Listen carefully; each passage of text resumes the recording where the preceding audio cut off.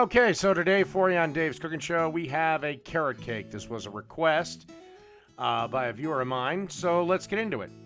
We're going to start with our dry ingredients. You have 2 cups of all-purpose flour here, 2 teaspoons of baking powder, a teaspoon of baking soda, 1.5 teaspoons of ground cinnamon, and 1/2 teaspoon of ground ginger, and 1/4 teaspoon of ground nutmeg, along with 1/2 teaspoon of salt. And you're just going to want to stir this around till everything is mixed together. All right, that's it for the dry ingredients. Now let's move on to the wet ingredients. First thing you're going to add is 3/4 of a cup of vegetable oil. And then you want to add 4 eggs. 4 large eggs to be specific. Okay, and then you want to add 1/2 cup of white sugar. And then you want to add 1.5 cups of light brown sugar. All right, then you're going to want to grab 1/2 cup of unsweetened applesauce. You do want to get the unsweetened kind because, again, the sweetened stuff can maybe make your cake just a little too sweet. And then you want to add a teaspoon of vanilla extract. Okay, now that we got everything there, let's put the thing down, lock it in place, and get it on a decent mix. And you want to mix this for about 1 minute to 2, just till everything's well incorporated. And then we're going to add our last ingredient, which is 3 cups of carrots that I have diced up. You know, not really puree, kind of just really finely diced up in a food processor. Once you've gotten your 3 cups of carrots in there, attach the paddle. Again, lock it in place. And you want to turn it on and make sure everything's well incorporated. This will take another minute, 2 minutes of stirring time. And if your recipe says differently, then, by all means, follow your recipe's instructions.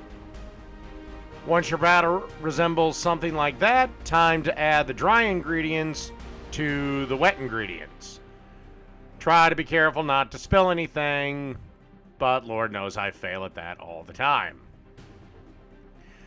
Then reattach the paddles, and then you're going to want to stir this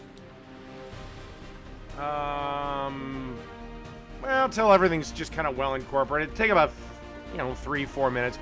You will have to kind of hit the bowl a little bit to knock the dry ingredients down to make sure they don't stick to the side of the bowl. If need be, grab yourself a scraper and scrape down the sides, but this thing usually does a pretty good job.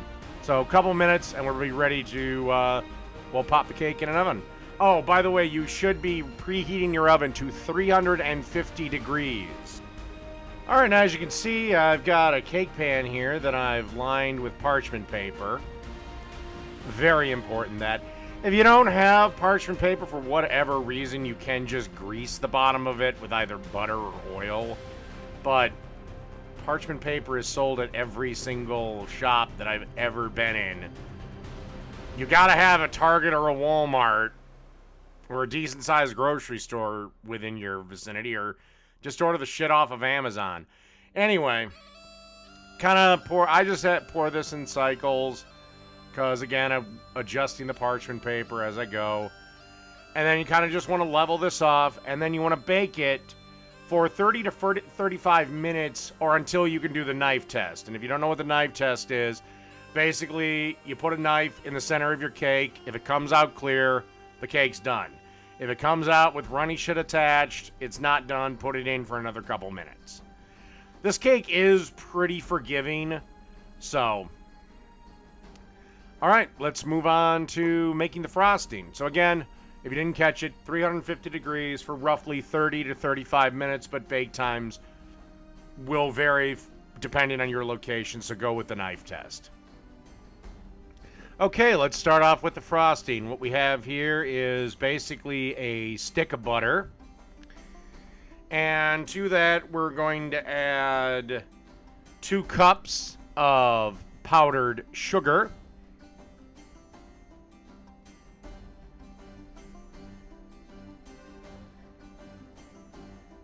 About a teaspoon of vanilla extract.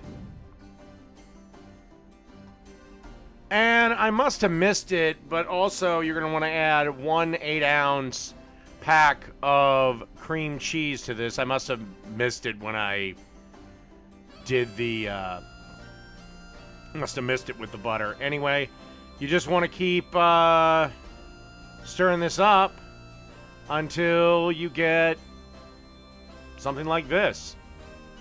And that's literally all there is to the frosting. This is it. Okie dokie. As you can see, the cake has been baked properly. And there's only one last thing to do. And that is to literally watch me do the worst icing job in the history of cake making.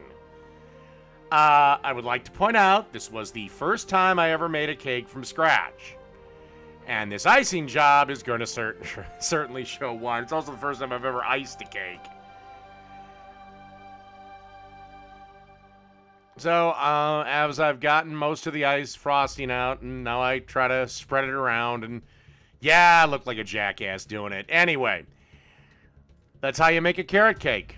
So, carrot cake. Done.